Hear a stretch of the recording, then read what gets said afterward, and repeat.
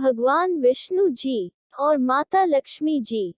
एक बार भगवान विष्णु जी शेषनाग पर बैठे बैठे बोर हो गए और उन्होंने धरती पर घूमने का विचार मन में किया।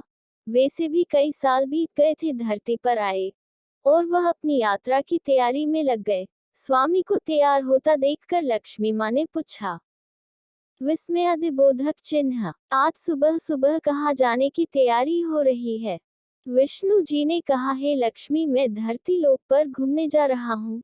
तो कुछ सोचकर लक्ष्मी माँ ने कहा, हे देव, क्या मैं भी आपके साथ चल सकती हूँ? भगवान विष्णु ने 2 पल सोचा, फिर कहा, एक शर्त पर तुम मेरे साथ चल सकती हो। तुम धरती पर पहुंचकर उत्तर दिशा की ओर बिल्कुल मत देखना। इसके साथ ही माता लक्ष्मी ने हाँ कह के अपनी मनवा ली। और सुबह सुबह माँ लक्ष्मी और भगवान विष्णु धरती पर पहुंच गए। अभी सूर्य देवता निकल रहे थे। रात बरसात होकर हटी थी। चारों ओर हरियाली ही हरियाली थी। उस समय चारों ओर बहुत शांति थी और धरती बहुत ही सुंदर दिख रही थी। और माँ लक्ष्मी मंत्रमुग्ध होकर धरती को देख रही थी और भूल गई कि पति को क्या वचन देकर आई है। और चारों ओर देखती हुई कब उत्तर दिशा की ओर देखने लगी पता ही नहीं चला।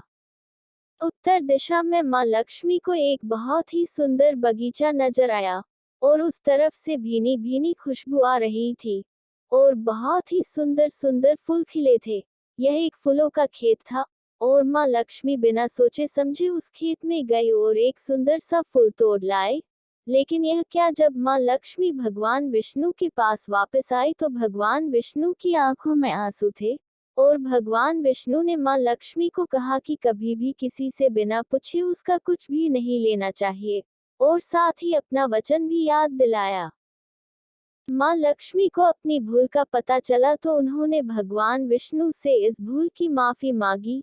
तो भगवान विष्णु ने कहा कि जो तुमने जो भूल की है उसकी सजा तो तुम्हें जरूर मिलेगी। जिस माली के खेत से तुम नए बिना पूछे फूल तोड़ा है, यह एक प्रकार की चोरी है। इसलिए अब तुम 3 साल तक माली के घर नौकर बनकर रहो। उसके बाद मैं तुम्हें बैकुंठ में वापस बुलाऊंगा। माँ लक्ष्मी ने चुपचाप सर झुकाकर हाँ कर दी। आजकल की लक्ष्मी थोड़े थी और माँ लक्ष्मी एक गरीब औरत का रूप धारण करके उस खेत के मालिक के घर गई। घर क्या एक झोपड़ा था और मालिक का नाम माधव था। माधव की बीबी, 2 बेटे और 3 बेटियां थी। सभी उस छोटे से खेत में काम करके किसी तरह से गुजारा करते थे। माँ लक्ष्मी जब एक साधारण और गरीब औरत बनकर जब माधव के झोपड़े पर गई तो माधव ने पूछा, बहन तुम कौन हो और इस समय तुम्हें क्या चाहिए? तब माँ लक्ष्मी ने कहा, मैं एक गरीब औरत हूँ, मेरी देखभाल करने वाला कोई नहीं।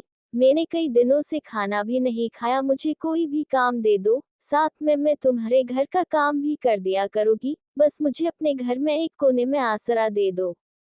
माधव बहुत ही अच्छे दिल का मालिक था। उसे दया आ गई, लेकिन उसने कहा, बहन मैं तो बहुत ही गरीब हूँ। मेरी कमाई से मेरे घर का खर्च मुश्किल से चलता है। लेकिन अगर मेरी 3 की जगह 4 बेटियां होती तो भी मैंने गुजारा करना था। अगर तुम मेरी बेटी बनकर जैसा रूखा सूखा हम खाते हैं उसमें खुश रह सकती हो तो बेटी अंदर आ जाओ। माधव ने माँ लक्ष्मी को अपने झोपड़े में शरण दे दी और माँ लक्ष्मी 3 साल उस माधव के घर पर नौकरानी बनकर रही। जिस दिन माँ लक्ष्मी माधव के घर आई थी उससे दूसरे दिन ही माधव को इतनी आमदनी हुई फूलों से कि शाम को एक गाय खरीद ली। फिर धीरे धीरे माधव ने काफी जमीन खरीद ली और सबने अच्छे अच्छे कपड़े भी बनवा लिए और फिर एक बड़ा पक्का घर भी बनवा लिया। बेटियों और बीबी ने गहने भी बनवा लिए और अब मकान भी बहुत बड़ा बनवा लिया था। माधव हमेशा सोचता था कि मुझे यह सब इस महिला के आने के बाद मिला है। इस बेटी के रूप में मेरी किस्मत आ गई है मेरी। और अब 2-5 साल बीत गए थे, लेकिन माँ लक्ष्मी अब भी घर में और खेत में काम करती थी। एक दिन माधव जब अपने खेतों से काम खत्म करके घर आया तो उसने अपने घर के सामने द्वार पर एक देवी स्वरूप गहनों से लदी एक औरत को देखा। ध्यान से देखकर पहचान गया, अरे यह तो मेरी मुंह बोली चौथी बेटी यानी वही औरत है।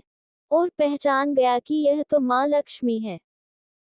अब तक माधव का पूरा परिवार बाहर आ गया था और सब हैरान होकर माँ लक्ष्मी को देख रहे थे।